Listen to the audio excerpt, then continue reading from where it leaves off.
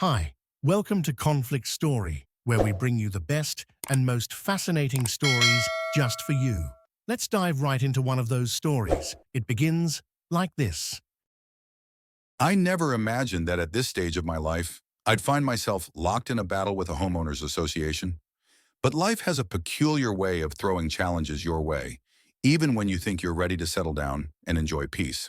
My name is Daniel Grayson. After retiring from my career as a firefighter at the age of 62, I was looking forward to a quieter life with my wife, Emily. Together, we dreamed of escaping the chaos of city living and settling into a tranquil neighborhood. That dream led us to Silver Pines, a picturesque suburb nestled in the foothills of Colorado.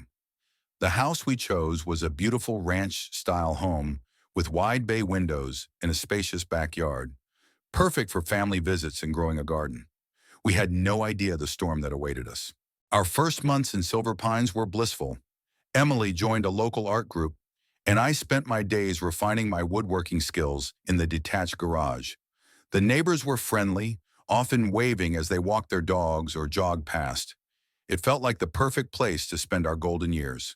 Then one brisk autumn morning, there was a knock at our door. I opened it to find a woman in her early 50s, dressed sharply in a blazer and holding a clipboard. Her smile was polite, but something in her demeanor felt unnervingly formal. "Good morning. I'm Karen Winslow, president of the Silver Pines Homeowners Association," she began. "I wanted to welcome you officially to the neighborhood and discuss your responsibilities as a homeowner here." I frowned, puzzled. "Thank you for the welcome, Ms. Winslow, but I wasn't aware that there was an association. When we purchased this home, there was no mention of one." Her smile tightened. "That's strange. Silver Pines has always been part of the homeowner association. All homeowners are required to adhere to our guidelines." "I'm afraid there's been a mistake," I said, my voice firm but calm. "There's no mention of a homeowner association in our deed or closing documents. Unless you can show me otherwise, I'll have to decline." Karen's expression shifted from polite to icy. "Mr. Grayson, it's in the best interest of the community that everyone participates. We have rules for a reason, and non-compliance isn't an option.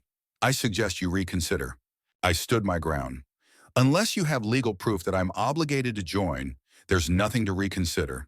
Thank you for stopping by." Her parting words carried a thinly veiled threat. "This isn't over, Mr. Grayson."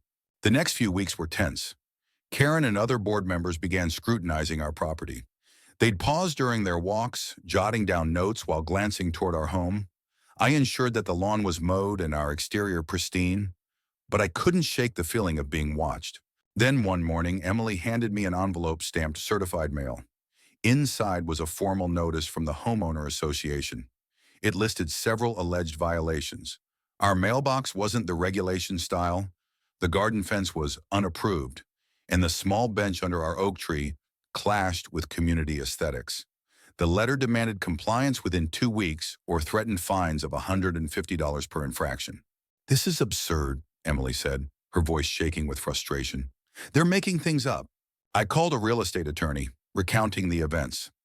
After reviewing our purchase documents, he confirmed there was no legal obligation for us to join the homeowner association. "They're bluffing," he assured me. "You don't owe them anything, and they can't enforce rules you never agreed to."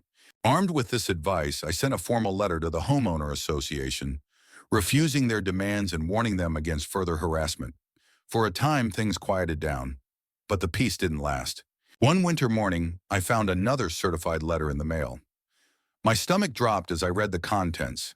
The homeowner association was suing us for non-compliance and alleging that our property was improperly registered as independent from the community. They claimed that our refusal to join was harming property values and demanded we either conform or vacate the home. The lawsuit felt like a punch to the gut. Emily and I had poured our savings into this house, and now our dream was turning into a nightmare. I called our lawyer immediately. "This is a scare tactic," he said, "but it's serious. We'll file a countersuit for harassment. They picked the wrong homeowner to bully." Thus began months of legal wrangling. Depositions, court filings, and mounting stress became our new reality. We learned that Karen had a history of targeting homeowners who resisted the homeowner association's authority. The more we uncovered, the more it became clear. This wasn't about community standards. It was about control and power. By the time our case went to court, the tension in Silver Pines was palpable. Neighbors whispered in support or avoidance, and the homeowner association board circled their wagons. But we were ready to fight. As our attorney prepared to deliver his opening arguments, I took a deep breath, steeling myself for the battle ahead. This was about more than a few rules. It was about standing up for our rights, no matter the cost. The courtroom was packed with spectators the day our case against the Silver Pines Homeowner Association began in earnest. The room buzzed with anticipation as our attorney, Peter Caldwell, rose to deliver his opening statement. He was a seasoned litigator with a reputation for taking on powerful organizations, and his calm confidence gave Emily and me a glimmer of hope. Ladies and gentlemen, Peter began, addressing the jury, this case is about more than a retired couple being harassed by a homeowners association. It's about standing up to abuse of power, about the rights of individuals to live peacefully in their own homes without fear of intimidation. My clients, Daniel and Emily Grayson, purchased their home in good faith with no knowledge of or obligation to any homeowners association. The Silver Pines Homeowner Association, led by Karen Winslow, has fabricated claims, used scare tactics, and violated their rights in an attempt to strong-arm them into compliance. We will show you the lengths to which this homeowner association has gone to impose their will on the Graysons and why justice must prevail. Karen Winslow sat across the courtroom, her face a mask of composure, but the occasional twitch of her jaw betrayed her discomfort. Beside her was the homeowner association's attorney, a sharp-dressed man named Jonathan Blake, who radiated the smug confidence of someone used to winning. As the trial unfolded, it became clear just how far the homeowner association had gone to target us. Emails were presented as evidence, revealing Karen's directives to the board to find anything they could use against us. A spreadsheet listed alleged violations, many of which were fabricated, and notes from homeowner association meetings confirmed their strategy of using lawsuits to intimidate non-compliant homeowners. Peter's cross-examination of Karen was a turning point. Ms. Winslow, he said, pacing before the witness stand, is it true that you instructed the board to issue citations for infractions, such as improper mailbox design, without verifying the validity of those claims? Karen's lips pressed into a thin line. The homeowner association's goal is to maintain community standards. That wasn't my question, Peter said sharply. Did you or did you not instruct your board to fabricate violations in an attempt to pressure my clients into compliance? Her silence spoke volumes. As the trial progressed, we were heartened to see support from unexpected places. A neighbor named Louise Adams, who had once been an outspoken supporter of the homeowner association, testified on our behalf. She described how Karen's authoritarian leadership had alienated the community and how many residents feared retaliation if they spoke out. It's like living under a microscope, Louise said. The Graysons are the first ones to stand up to her, and I'm grateful for their courage. The homeowner association's attorney, Jonathan, attempted to paint us as disruptive troublemakers. He called witnesses who claimed our refusal to join the homeowner association was harming community cohesion and bringing down property values. But Peter's rebuttals were surgical. He presented appraisals proving that our home's value had remained steady and highlighted the lack of any legal foundation for the homeowner association's claims. The final day of the trial was charged with tension. Emily gripped my hand as the jury filed back into the courtroom. Judge Marion Graves, a stern woman with a reputation for fairness, addressed the jury foreman. "Have you reached a verdict?" she asked. The foreman, a middle-aged man with glasses, stood. "We have, Your Honor." He cleared his throat, glancing at the paper in his hand. In the matter of Silver Pines Homeowner Association versus Daniel and Emily Grayson, we find in favor of the defendants. The homeowner association's claims are unfounded, and their actions constitute harassment. A wave of relief washed over me as Emily let out a quiet sob of joy. But the foreman wasn't finished. Additionally, we recommend that punitive damages be awarded to the Graysons for the emotional distress caused by the homeowner association's actions. Judge Graves nodded. "Thank you, jury. Based on the evidence presented and the jury's findings, I am awarding the defendants $75,000 in damages. Furthermore, I am ordering an injunction against the Silver Pines Homeowner Association to prevent further harassment of the Graysons. Finally, I am referring this case to the State Attorney General's office for a full investigation into the homeowner association's practices." The courtroom erupted into a mix of applause and murmurs.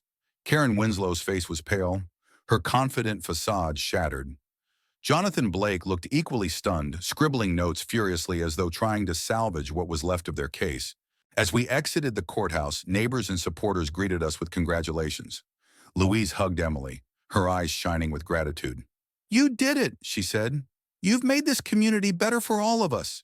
That evening, as Emily and I sat on our porch watching the sun dip below the horizon, I felt a weight lift from my shoulders.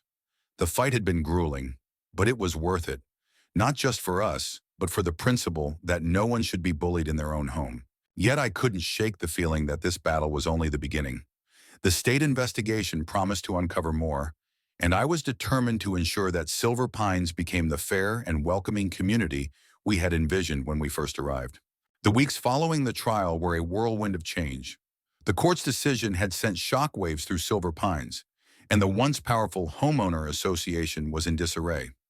Karen Winslow's resignation was announced the very next day, and several other board members followed suit within the week. For the first time in years, the neighborhood felt a collective sigh of relief, but the work was far from over.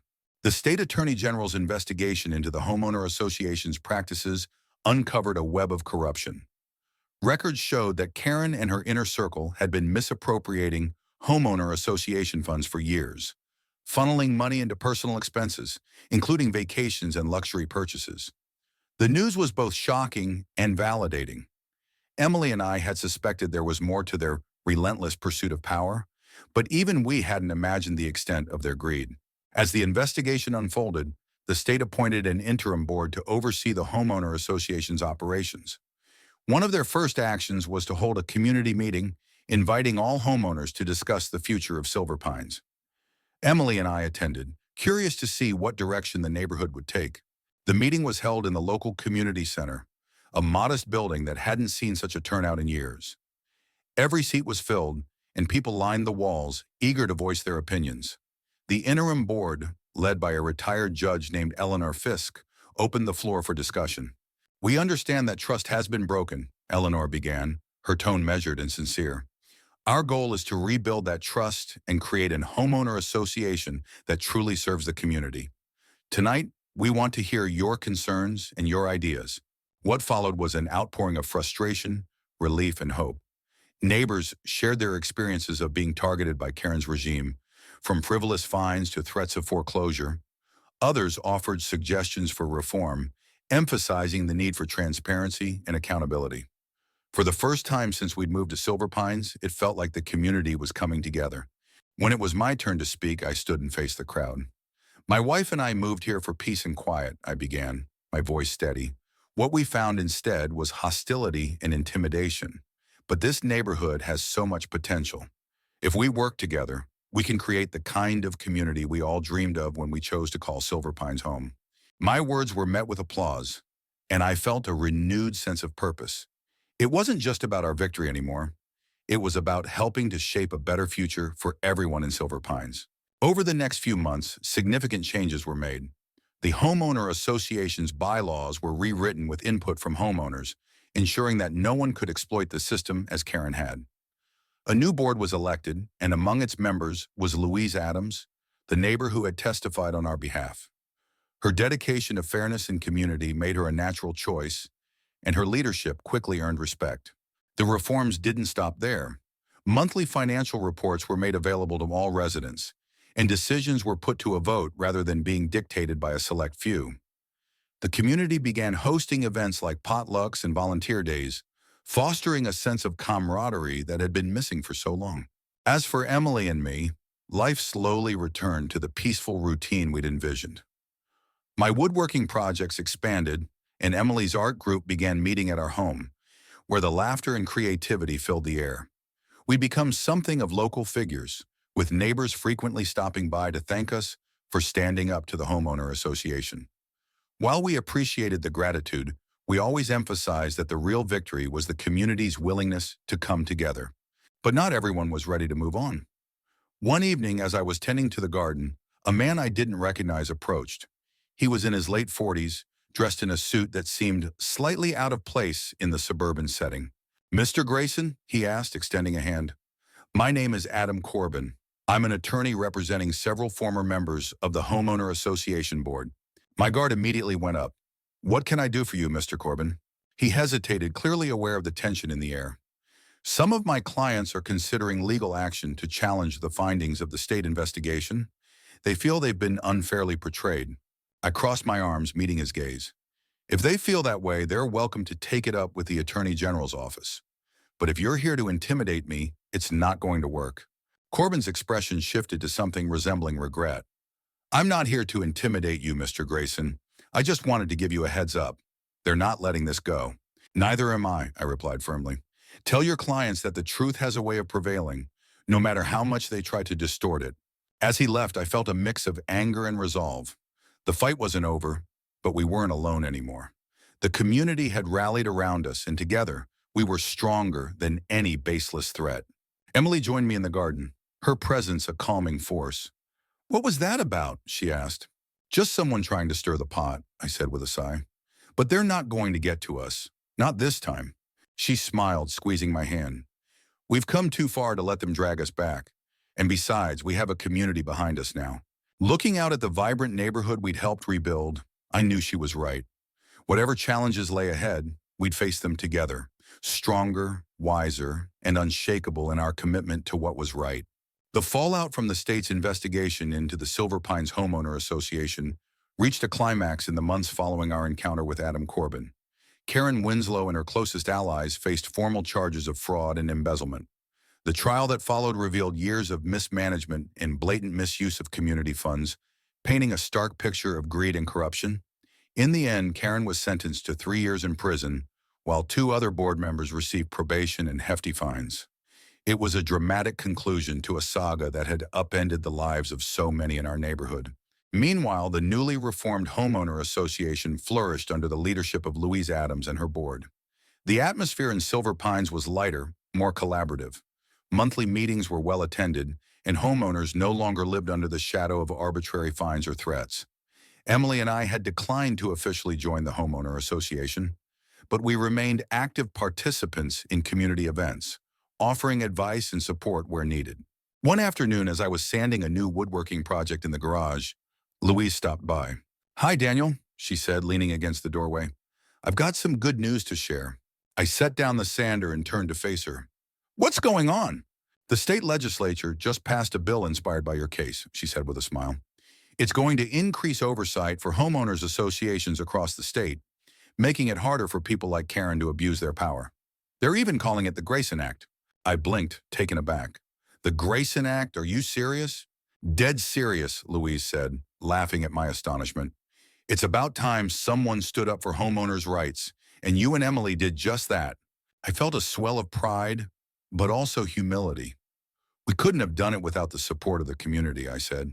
This wasn't just about us. It was about everyone in Silver Pines. Louise nodded. That's exactly why this neighborhood is thriving now. It's a testament to what we can accomplish when we work together. The Grayson Act became a point of pride for our neighborhood, and its impact reached far beyond Silver Pines. Other communities across the state began pushing for similar reforms, inspired by our story. I received invitations to speak at local forums and homeowner workshops, sharing our experiences and encouraging others to stand up for their rights. It wasn't the retirement I'd envisioned, but it was deeply fulfilling. One evening, Emily and I hosted a barbecue in our backyard. The smell of grilled burgers and laughter filled the air as neighbors gathered to celebrate the strides we'd made together. Louise stood to give a short speech, thanking everyone for their contributions and highlighting how far we'd come. And of course, she said, raising her glass, we owe a huge debt of gratitude to Daniel and Emily Grayson, whose courage and determination set all of this in motion. The crowd erupted into cheers, and I felt Emily's hand squeeze mine. As I looked around at the smiling faces, I realized that this was the community we'd always dreamed of. It had taken a hard fight and countless sleepless nights, but we'd emerged stronger, more united and ready to face whatever challenges came next. Later that night, as we sat on the porch watching the stars, Emily turned to me. Do you think we'll ever get a truly quiet retirement? She asked, a teasing smile on her lips. I chuckled, wrapping an arm around her shoulders. Maybe not, but you know what? I wouldn't trade this for anything. She nodded, her smile softening. Neither would I. As the days turned into months, life in Silver Pines continued to thrive. The community had found its footing, and Emily and I finally felt the peace we'd longed for when we first moved here. Yet our story served as a reminder to everyone that standing up for what's right, no matter how daunting, can lead to lasting change. And with that, our journey against the Homeowner Association came to an end, not with bitterness, but with a renewed sense of purpose and hope for the future. Are you hungry for more slices of stories? Don't forget to subscribe and hit the bell to never miss out on any videos. See you tomorrow.